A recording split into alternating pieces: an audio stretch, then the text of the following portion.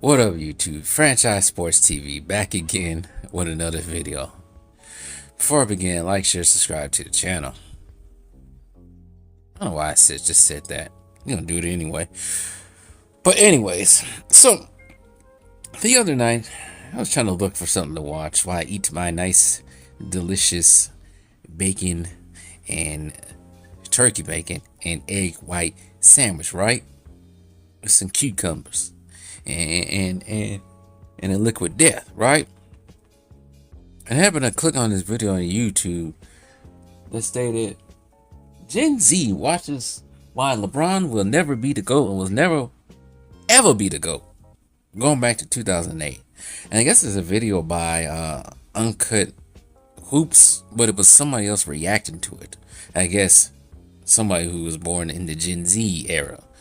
And I think from watching this, I didn't watch all of it because it's like 38 minutes long, and I saw something that I completely even forgot. It's not profound, but I just forgot about it because it's been so long.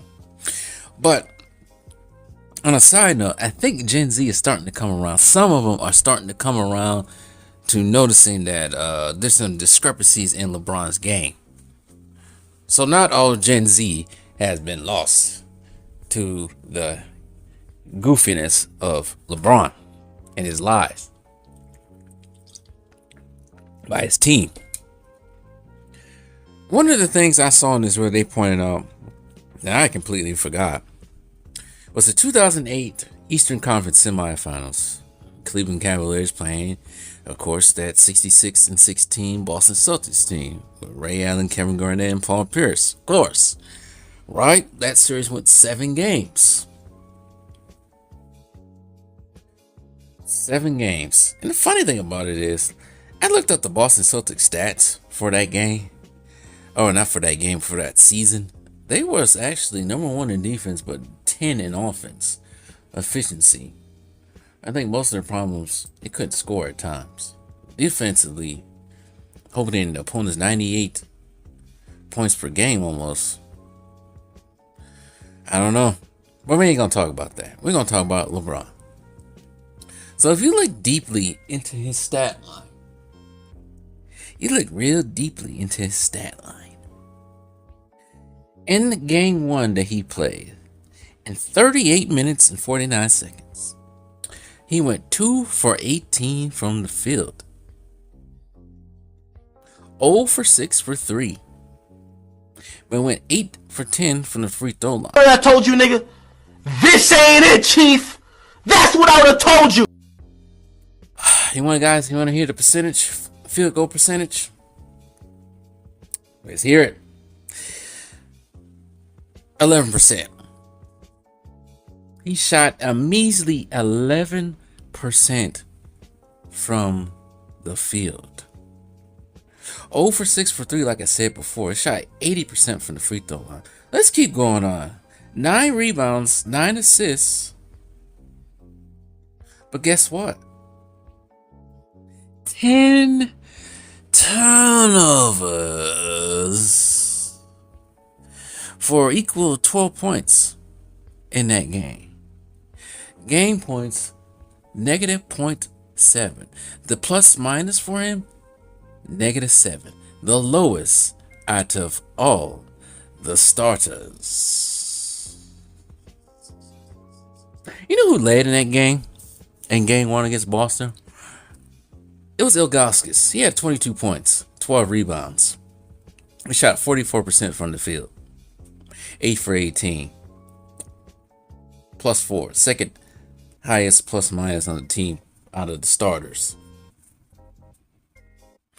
The highest was Wally Zerbiak, which I forgot he was even on that team. He scored 13 points, went 5 for 14. But LeBron's stepdaddy, Delonte West, went 2 for 10. 4 points. 20% from the field. Like father, like stepson, I guess. But he was terrible. He was absolutely terrible. He was absolutely garbage. He was garbage. He was absolutely just bad. And his 10 turnovers are one of the highest turnovers accumulated in a game in NBA history. And they always talk about Jordan did this, Jordan did that. LeBron James in one game, in that Boston game, like I said, scored 12 points, 11% from the field, 0% from three, and a negative 0.7 in game minutes scored, and 10 turnovers. Right? Jordan never did any of that. Kobe has never done any of that. When it comes to the turnovers, when it comes to the lowest field goal percentage and turnovers, more than 10 turnovers, there's no Kobe, there's no LeBron on that list. So why do we keep trying to put this guy in the GOAT conversation? Why do we keep doing it? Oh yeah, I know why we keep doing it. Because people keep paying people to say that he's the GOAT. You look at Jordan from the 80s to the 90s, from what I saw on this video and actually did my own research to make sure this was true. Jordan's single game lows from the 85 season to 90 season, 15 points a game. Not 15 points a game, 15 points against the New York Knicks, 30% from the field against Boston, 20% from three against my own Milwaukee Bucks, 31% from the two against Boston, 31%. Only 8 turnovers was his highest against Detroit in his first 5 seasons of going to the playoffs. Unlike somebody else who just did that almost in one game. How is he the GOAT? I don't get it. I don't get it. But he had bad teammates. I don't get that. And I'm looking at Ray Allen's stats for that game. In 37 minutes, over 4, he had 0 points. Ugh. Yeah, it was not a good game for Ray Allen. It wasn't even a good game for Paul Pierce, actually. 2 for 14, 4 points. That's how bad the Celtics played in that game 1. And he still managed to win by 4 points. Due to Kevin Garnett's 28 points. But the Cleveland Cavaliers could have actually won this game from what I remember. I had to even look up the highlights of this game. And LeBron James absolutely went choke mode in the last few seconds of the game, missing layups. Wide open, blew a wide open layup. But he's the GOAT. He the GOAT. I wonder, does it get worse for each game if I look back at this now?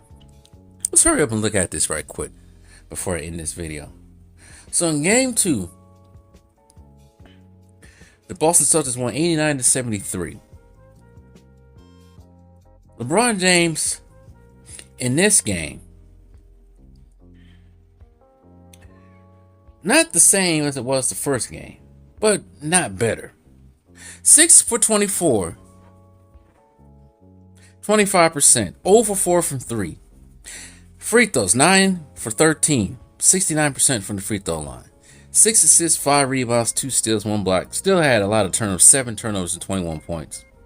Game score 6.8, but he still had a negative minus 15, the lowest on the team.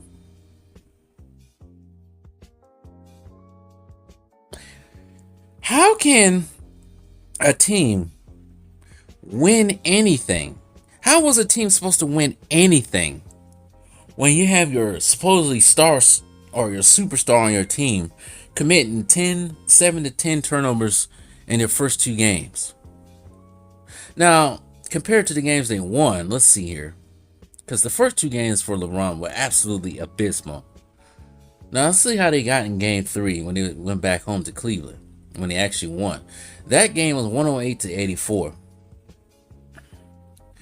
And in that game, let's see here. LeBron is... Some of the numbers are better. He went 5 for 16. 3 for 5 from 3. But he cut down the turnovers. 2 turnovers. 5 rebounds, 8 assists, 4 steals, and 21 points. had the highest plus negative, plus 29 in that game. So when he cuts down the turnovers, they win. Okay, that's good. Game 4, they win 88-77. You go to game 5. Again, they lost. Let's see if the saying carries on for the first 2 games. In game 5, 12 for 25, 48% from the field, 35 points, -8, 4 turnovers, 5 assists, and 3 rebounds. So he did better in the third loss. Now in the elimination game in game 6, let's see what we got here. In their elimination game, they won by 74-69 in Cleveland. In that game, let's see here. In that game, 9 for 23, 39% from the field, 33% from 3, 13 for 15 from the line, 86% from the line. And they could have won even more, better. More better. They could have won by more if he had cut down the turnovers once again. 8 turnovers. Him and his stepdaddy, Delonte West, both had a lot of turnovers. LeBron with 8, Delonte West with 4. No one out of the starters, out of Augustus, Zerbiak, and Ben Wallace, didn't have any of that. They had 0. Ben Wallace ain't scored that game, but that's that Ben Wallace's forte. And the other 2 turnovers came from the bench from Pavlovic, I think that's pronounced, and Varejao. Now, let's go to the final game of this series right quick. Let's break this down even more quickly.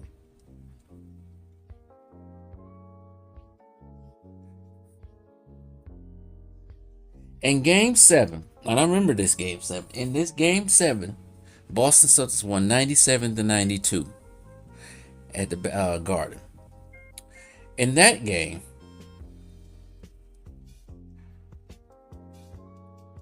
this is probably why everybody thinks LeBron needed help.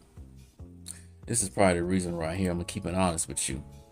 In this game, he scored 46 points, and that's 46 points.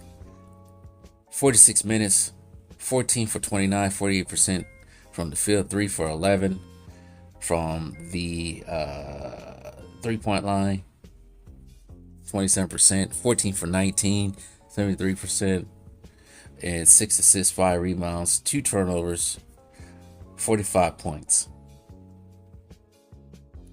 See, I don't get this all-around game that he supposedly had even back then. He had numbers similar to like a Jordan or Kobe with the 6 assists and 5 rebounds. But it wasn't enough. But this is the reason why I say people probably got this stuck in the head that, oh, he needed more help. If you look at the rest of the team, his stepdaddy scored 15 points in that game. Augustus only scored 8. Ben Wallace for 3. Wally Zerbiak didn't even score at all. He went 0 for 3.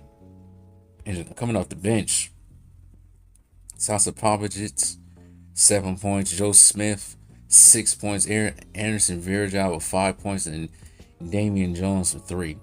So this is probably why they keep saying, oh, he needs more help. He needs more help. But here's the thing. He just needed to play within the team and cut down on the turnovers and cut down on the mistakes. Because you can't start off a series scoring 12 points, only shooting 11% from the field and getting 10 turnovers. That doesn't make any sense at all why he should be doing that. But this also did not just happen in this series. It also happened in San Antonio. They knew, and we said this time and time again, they knew the Spurs back in the 2007 NBA Finals, they knew what LeBron's weakness was. He was almost, I saw this stat. He almost scored like 38 points from inside. But once he hit the mid-range and outside towards the 3, those numbers went down. The field goal percentage went down. So they knew that. The Spurs knew that. So what they do? Pretty much, you could say, made a wall. like they did for Giannis, and basically harassed LeBron on defense. So it wasn't so much he needed help, his teammates needed help. And this is the thing I have, the problem I have with Giannis trying to freaking cut and run right now. The one thing LeBron James never really did, and probably until later in his career, is work on your shooting. Work on your shooting. In Giannis's case, work on your free throws and shooting. LeBron never really worked on his shooting. He's gotten better over time. I would hope that he would got better over time, but in the beginning, that wasn't that a big issue to him, because I think in his mind, he was athletic as hell, so he can just get to the basket anytime he wanted. But not in the case when it comes to the playoffs, when you actually still have bigs out there. And things started to change as the years went on, when there was less bigs. Now imagine, this is why I say it would be hard for him to play in the 90s, especially the 80s and 70s, because they got bigs out there. Those guys in the 70s years were just as athletic as he was.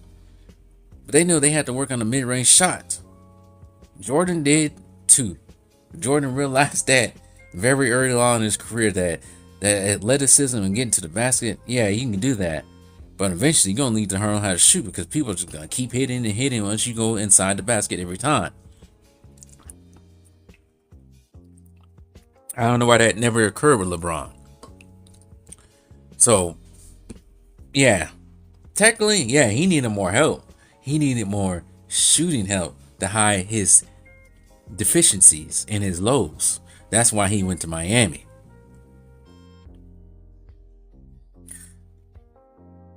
He's not the GOAT, people.